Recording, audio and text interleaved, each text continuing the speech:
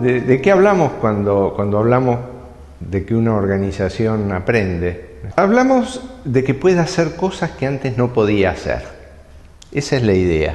Es decir, no se trata de que una persona pueda recitar sonetos que antes no podía recitar.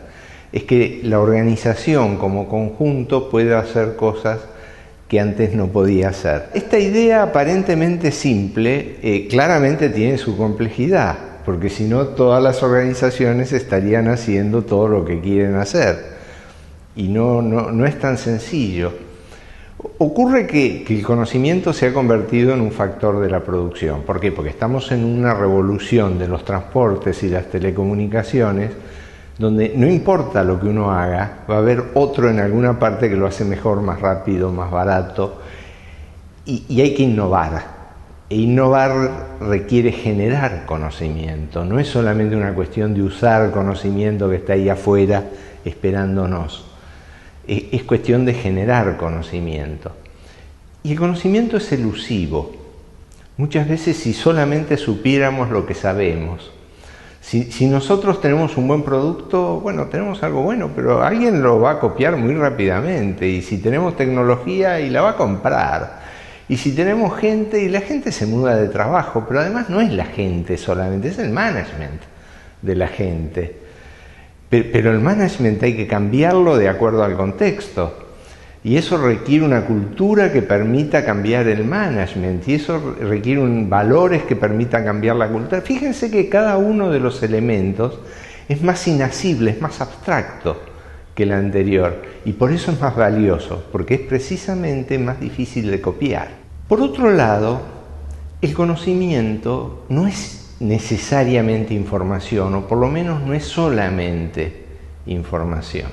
Si nosotros pudiéramos hacer todas aquellas cosas de las que estamos informados, que deberíamos hacer, e incluso estamos informados de cómo se hacen, pero no las hacemos. El conocimiento tiene que ver también con otras cosas, no es solamente dato, no es solamente información. Hay una historia que a mí me gusta contar porque lo entendí cuando escuché esta historia. En una aldea del Perú había indígenas que no hervían el agua y como la sacaban del río se parasitaban.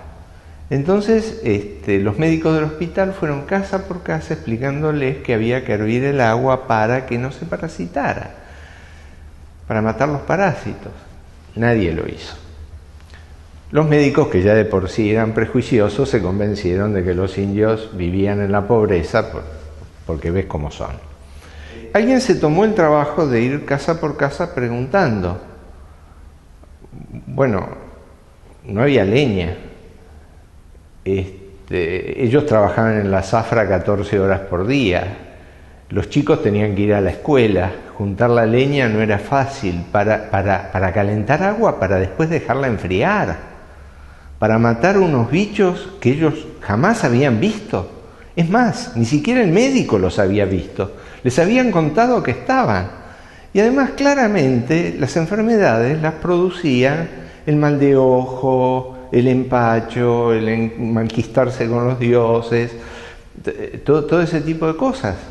Fíjense que la actitud de los indígenas era tan racional y tan inteligente como la de los médicos.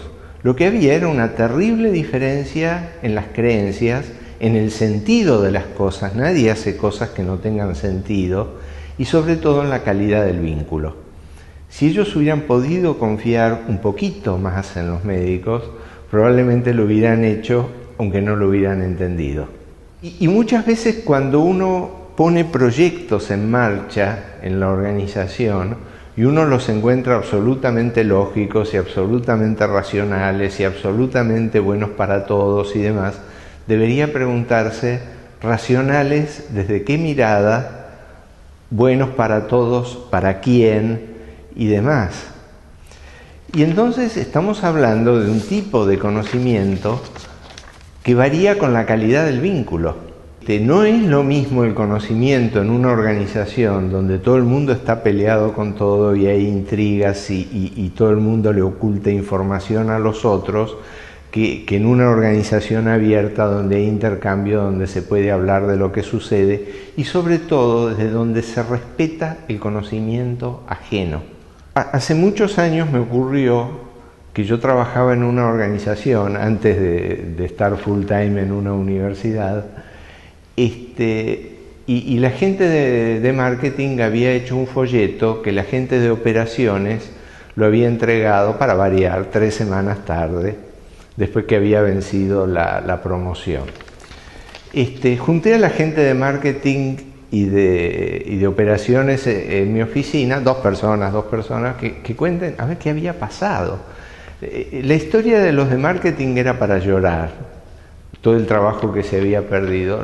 Los de operaciones simplemente los miraron y dijeron, les dijimos que el folleto no podía tener más de 10 centímetros. No tiene más de 10 centímetros, no, tenía 10 centímetros 2 milímetros. La diferencia es que la máquina ensobradora no los podía meter adentro de los sobres, y eran 300.000 sobres. Y llevó 3 semanas en sobrarlos en vez de una noche. 3 milímetros en marketing no es nada. Si una persona de marketing mira mucho 3 milímetros es para echarlo. Si una persona de operaciones no entiende que 3 milímetros es la diferencia entre sí o no, no es una persona de operaciones.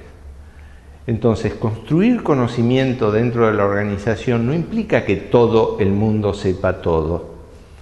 Todo el mundo tiene que saber por lo menos qué es lo que saben los otros y respetar el conocimiento ajeno, entender las prácticas del otro. Y es una función contradictoria de la dirección de una organización que por un lado tiene que profundizar el conocimiento de cada una de esas islas, pero por otro lado tiene que hacer puentes para que esas islas puedan trabajar juntas. Esa construcción que empiezan a crear esos vínculos es precisamente el conocimiento organizativo.